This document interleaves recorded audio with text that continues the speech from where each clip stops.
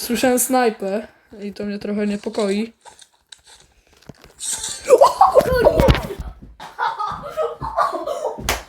Jak to wyglądało? Ja ci pokażę nagranie, jakie to piękne było. Gotowy? No. Nie. Czemu ty używasz katany na dół? No jak ty to robisz?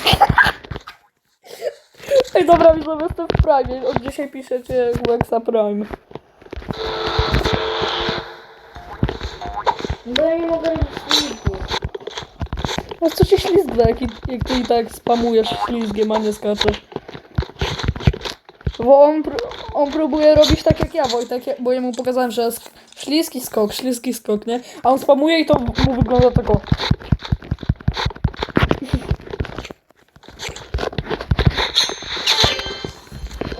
Ja serio w Prime jestem jakimś